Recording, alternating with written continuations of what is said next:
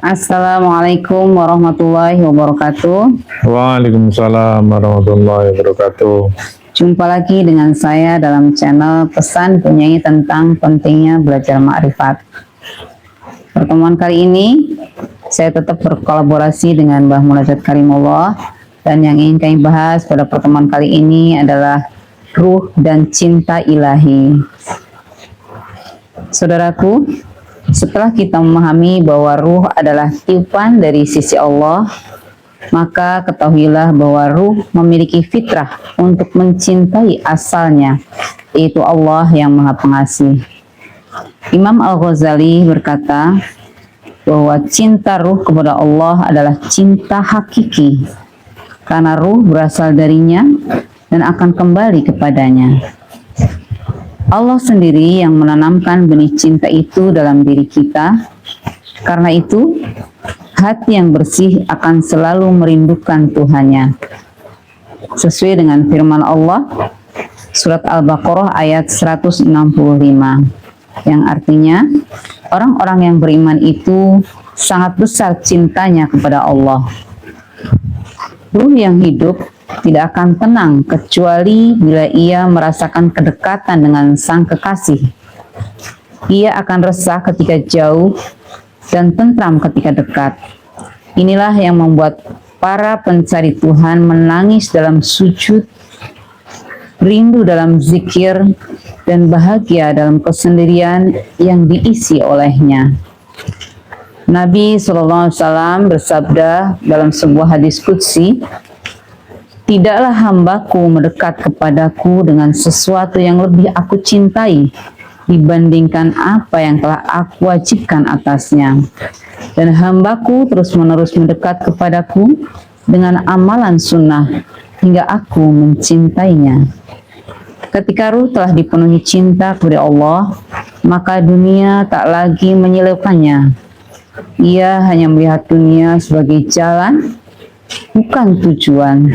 Seorang wali berkata, "Siapa yang mengenal Allah, maka ia tidak akan tenang kecuali dengan mengingatnya. Cinta itu membakar, dan ruh yang mencintai akan terbakar oleh rindu." Maka, zikir bukan sekedar ibadah lahir, tetapi nyanyian cinta ruh kepada kekasihnya. Di sanalah ruh kita akan merasa pulang. Nah, di sini ketika ruh dipenuhi cinta, maka kematian bukanlah sesuatu yang menakutkan. Ia justru menjadi pertemuan dengan sang kekasih yang dirindu. Inilah makna terdalam dari Al-Quran, surat Al-Baqarah ayat 156, yaitu inna lillahi wa inna ilaihi raji'un. Jadi bukan sekedar kembali, tetapi kembali dengan cinta.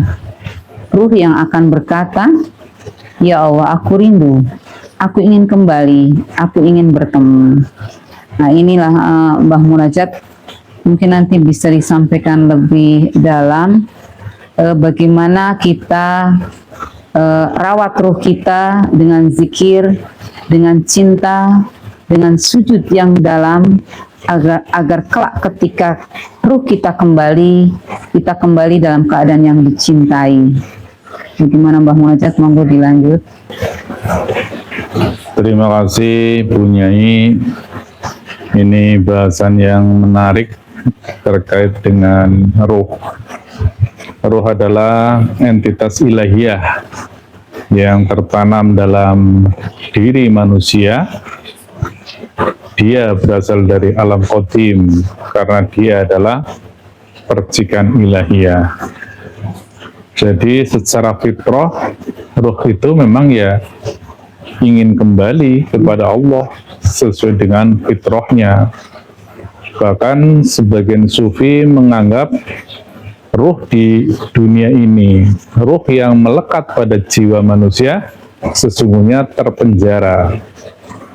Apalagi ketika jiwa ini menghijabinya, sehingga tertutuplah kebersambungannya dengan Allah Subhanahu wa Ta'ala, maka itu sesungguhnya ruh yang amat tersiksa.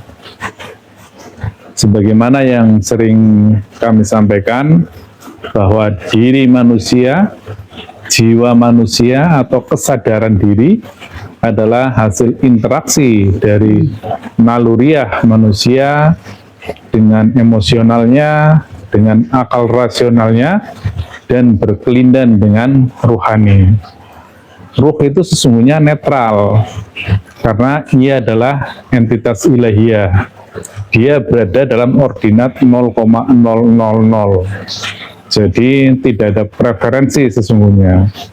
Yang menyebabkan ruh itu terhijab itu karena tuntutan naluriah, tuntutan emosional dan akal rasional. Maka ketika entitas yang ada dalam diri manusia itu tunduk kepada ruhani yang fitrah itu, maka sesungguhnya dia sudah berada dalam alam keabadian sebagaimana fitrahnya sang ruh tersebut. Jadi benar sekali apa yang disampaikan oleh Bunyai, bahwa ruh itu sesungguhnya merindukan untuk kembali. Inna lillahi wa inna ilaihi raji'un. Lebih lanjut dalam perspektif tasawuf, inna lillahi wa inna ilaihi raji'un tersebut tidak harus disertai dengan kematian jasad, karena itu entitas yang berbeda. Ruh itu tidak dibatasi oleh ruang dan waktu, dia entitas qadim, sehingga kapanpun dia bisa kembali ketika dia menemukan momentumnya, yaitu saat bisa bersambung ke dalam tali ruhani tersebut.